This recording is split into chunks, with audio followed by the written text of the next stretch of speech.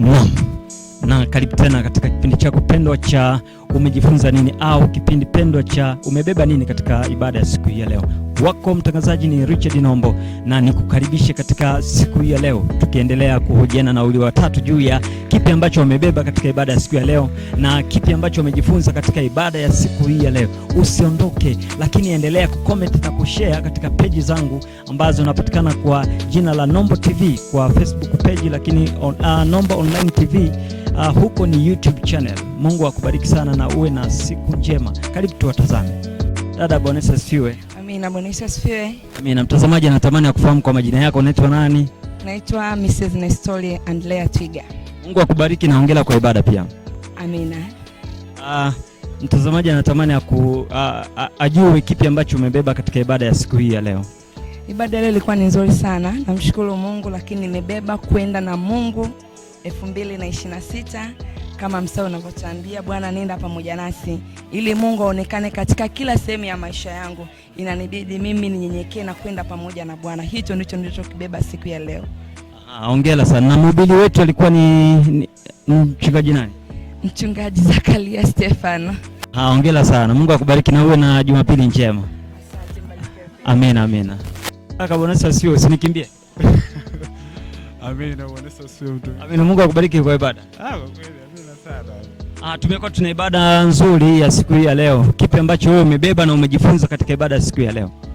Naweza nikasema kuna vitu vingi ambavyo nimejifunza, lakini kikubwa sana ni kwamba kumtegemea Mungu kwa kila jambo ambalo ninalifanya katika mwaka huu, pia ni kumtegemea Mungu.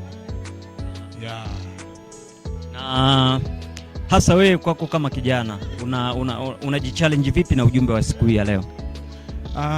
Challenge ambayo inanifanya ni kwamba kwanza nisilizike na hatua ambayo nilikuwa nayo, alafu na kitu kingine challenge pia au chachu ambayo nimekuwa nayo kwamba kila wakati nikiwa na changamoto, mtu wa kwanza kumshirikisha Mungu. Kana kwamba katika maisha kwa sisi wanadamu tunapitia changamoto ambazo namwamini rafiki kuliko kumwamini Mungu. Kwa hiyo kitu ambacho nimejifunza sana ni kwamba kumshirikisha Mungu kwa kila jambo ambalo unalifanya au kwa changamoto ambayo unakutana nayo, nimshirikishe Mungu. Kwa majina naitwa Albert Kasembe. Katika ibada ya leo tumejifunza neno zuri sana kutoka kwa mchungaji Zakaria. Wazo kuu ilikuwa ni Mungu anaonekana. Tumejifunza, tulipata mifano mbalimbali kutoka kwenye Biblia. Tukaona mfano wa Mfalme Nebukadreza alivyokashangaa mtu wa 4 aliyeongezeka kwenye ile tanuru la moto. Bwana asifiwe. Pia tumeona Mungu anaonekana kwa njia ya moto, mawingu, upepo, hewa. Na vile vile Mungu anavyoonekana kwetu, anatupa njia za kutokea kwa vile namna imani yetu ilivyo. Tuliona wana wa Israeli, Mungu aliona akiwapitisha kwa njia ya Filisti wanaweza wakarudi tena utumwani Misri, lakini akawapa njia ndefu ya siku 40 jangwani ili waone kwamba kuna njaa, kuna shida, kuna magonjwa, kuna kila aina ya dhiki. Ni hivyo tu. Mungu akubariki sana. Kaka hapa, kipi ambacho wewe umebeba katika leo? Na pia nimejifunza kwamba Mungu anaonekana. Kila siku Mungu anaonekana kwenye maisha yetu. Na Mungu anapokuonekania anakupa njia ambazo inatakiwa uzifuate. Kama leo tumeweza kujifunza pia kwamba Mungu anakupa kanuni za kuweza kutembea nazo. Ukiweza kuzifuata hizo kanuni ndipo Mungu anaweza kukuonekania kwenye maisha yako. Kama wana wa Israeli ya kwamba walipokuwa wanatoka utumwani Misri, kulikuwa na njia ambayo wangeweza kutumia siku 14 wakaweza kufika katika nchi ya ahadi. Ila Mungu alitaka kuwapitisha jangwani ili aweze kuwafunza. Kuna vitu ambavyo Mungu alikuwa amekusudia wajifunze. Kwa hiyo unapoona mkini unachelewa kwenye maisha yako na vitu vinachelewa, mkini Mungu anakupitisha kwenye njia hiyo ili aweze kukufundisha. Utakapofika haraka haraka kwenye nchi ya ahadi, kuna vitu unaweza usivijue. Ila unachelewa kufika, kuna kusudi ambalo Mungu anatamani ujifunze. Utakapofika kwenye nchi ya ahadi, uweze kukumbuka kwamba Mungu ndiye aliyenipitisha hata jangwani. Kwa hata jangwani Mungu anasema kwamba yeye anafanya njia pasipo na njia. Anaandaa maji hata nyikani, mahali ambapo una kiu, Mungu anaachilia maji. Mahali ambapo unaona hamna chakula, Mungu anaachilia chakula. Kama alivyoachilia mana kwa wana wa Israeli jangwani. Kwa ni vitu ambavyo nimeweza kujifunza katika siku ya leo. Na Mungu akubariki sana. Amina. Ambacho umebeba au kujifunza katika ibada ya siku ya leo. Dada, Bwana Yesu asifiwe. Amina. Bwana asifiwe. Amina, hongera sana kwa ibada. Asante, hongera na wewe pia. Asante sana. Mtazamaji anatamani ya kufahamu kwa majina yako pia. Naitwa Teresia Dickson. Nimeokoka, nampenda Yesu. Na nasali hapa. Aha, katika ibada ya siku ya leo kipi ambacho umebeba? Kitu ambacho nimebeba kwa somo la leo ni kweli Mungu yupo na tunamuona kila siku katika maisha yetu, na tunapomuomba anatujibu. Mimi nimeamini Mungu yupo. Na mhubiri wetu alikuwa ni nani? Pastor Zakaria. Mungu akubariki sana. Kwa majina ninaitwa Jetruda Msita.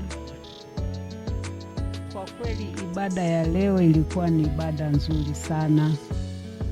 Ni mengi mno, ni mengi ambayo nimejifunza siku ya leo.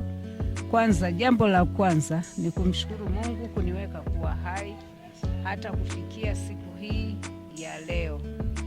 Pili, nimejifunza kumcha Mungu bila ukomo. Ndiyo mwandishi wa habari. Mungu akubariki sana. Ngoja nihamie kwa ubavu wako. Baba, kama ulivyomsikia mama, yeye ni ya kwake hayo. Wewe kipi ambacho umejifunza au kubeba katika ibada ya siku ya leo? Ukianza na majina yako. Kwa majina naitwa ndugu Julius Saidi Msita. Ni muumini wa kanisa la Tanzania Assemblies of God. Nampenda sana Yesu, nimeokoka na natumaini kwamba kwanza nimshukuru Mungu kunipa muda na siku ya kuingia imani mwake, nimwabudu Mungu katika roho na kweli. Na ninapenda kuwashuhudia wenzangu ambao bado wako kule nje hawajamjua Yesu Kristo, waje kanisani. Hapa kanisani tunapata mambo mengi, tunafundishwa namna ya kumtumikia Mungu, tunafundishwa namna ya kuzitunza familia, tunafundishwa namna ya kuenenda vizuri katika maisha. Kwa hiyo mimi napenda sana kwa ndugu watazamaji popote pale mlipo, napenda kuwashauri mje sana kanisani, mtapata mambo mengi mazuri. Mungu akubariki sana. Nasifiwe. Amina. Amina. Mtazamaji anatuangalia moja kwa moja kwenye kamera, lakini baada ya hapo utasema majina yako ni nani. Baada ya hapo utatuambia kipi ambacho umejifunza katika ibada ya siku ya leo. Kwa majina naitwa Julius Mando. Jambo ambalo umejifunza kwenye ibada ya leo ni Mungu anaonekana. Amen. Na ndio wako kama Bwana Simando, neno hili limekugusa vipi wewe kama wewe? Nibadilisha kwa sababu nimeona kwamba Mungu akionekana anajifunua kwa mazingira ambayo mimi mwanadamu isha kwenye maisha yangu kwa hatua nyingine. Kwa neno la leo limefanyika kuwa baraka sana, na kwa kweli nimejifunza kwamba Mungu anaonekana na anajifunua kwa njia mbalimbali, mfano kwa wingu, kwa moto na kadhalika. Mungu akubariki sana. Kaka, Bwana asifiwe. Amina, mtumishi wa Mungu. Amina. Kwa haraka mtazamaji anatamani kufahamu kwa majina yako. Kwa majina naitwa Elineema Gula Kifundwa, ni mshirika wa kanisa letu pendwa la KCC. Kipi ambacho umebarikiwa au kubeba katika ibada ya siku ya leo? Nilichofanikiwa kubeba kwa siku ya leo ni kama alivyokusha kusema mwenzangu kwamba tumejifunza somo la kichwa kilichosema kwamba Mungu anaonekana. Lakini kikubwa zaidi kilichonivutia ni ile andiko ambalo amelisoma mtumishi wa Mungu kutoka kwenye kitabu cha Kutoka 13:17 kwamba pale Mungu ambapo aliwaambia wana wa Israeli kwamba wasipite ile njia ambayo ilikuwa ni fupi, wapite ile njia ambayo ilikuwa ni ndefu. Walipita njia ambayo ni ndefu ili waweze kuona utukufu wa Mungu, waweze kuondoa zile mentality za kitumu ambazo walikuwa nazo. Kwa hiyo ametugusa na sisi pia vijana kwamba tusipende na sisi kupita shortcut, sababu shortcut ni ya majanti. Kama unapita shortcut unajiweza huko vizuri. Kwa hiyo sisi vijana tutapita njia kama ambayo ilipita njia ya wana wa Israeli, sababu ni njia ambayo tutaona utukufu wa Mungu. Mungu akubariki sana. Asante. Asante sana. Mungu akubariki na uwe na Jumapili njema. Amina. Mtazamaji, kama ulivyosikia kwa Neema anasema ya kwamba ukiamua kupita shortcut basi kuwa giant, lakini ukiwa sio giant basi pita njia ndefu kama wana wa Israeli. Mungu akubariki sana. Asante sana. Kwa majina yangu naitwa Nathan Kanoni. Ni mshirika wa hapa KCC Christian Center. Tumebarikiwa kwa ujumla na ibada ya leo. Ibada ilikuwa ni nzuri mno. Okay, na mhubiri wetu alikuwa nani? Mhubiri wetu wa leo alikuwa ni mchungaji Zakaria Stefano. Kwa kweli tunashukuru Mungu kwa ujumbe ambao Mungu amempatia kutuletea, na ni ujumbe ambao kwa kweli umetubariki, na hasa umetutaka tusinganganie sehemu tuliopo, twende mbele. Asante sana, Mungu akubariki sana mzee. Amina. Uwe na Jumapili njema na siku njema. Asante sana. Asante sana. Niko hapa na kaka au kijana, atatuambia kwa majina yake ni nani na atatuambia kipi ambacho amebeba katika ibada ya siku ya leo. Kaka, Bwana Yesu asifiwe. Amina sana. Mtazamaji anataka kufahamu kwa majina yako. Kwa majina naitwa Creus Alfredi, ni mshirika wa hapa ya mwana CAZ. Ninamshukuru Mungu sana, ibada ya leo imekuwa nzuri sana. Kwa kweli tumebarikiwa sana. Kipi ambacho umebeba wewe katika ibada ya siku ya leo? Kwa kweli mimi kitu ambacho nimebeba, na ninamshukuru Mungu kwa namna ya kipekee sana. Nimeona ambavyo Mungu amezungumza na mimi kipekee kwamba kama unajua yani Mungu, ukisikia Mungu anasema yeye ni amiri jeshi, usiogope Yeriko. Okay. Unaona? Kwa hiyo ukijua una Mungu, ukijua yuko Mungu ambaye yupo kwa ajili yako, usiogope chochote. Kwa hiyo mimi ninavaa ujasiri, sitaogopa chochote, nitapiga buti zangu, nitasonga mbele. Weka salamu kwa watu wawili. Salamu zangu za kwanza ninawatumia washirika wote wa KCC.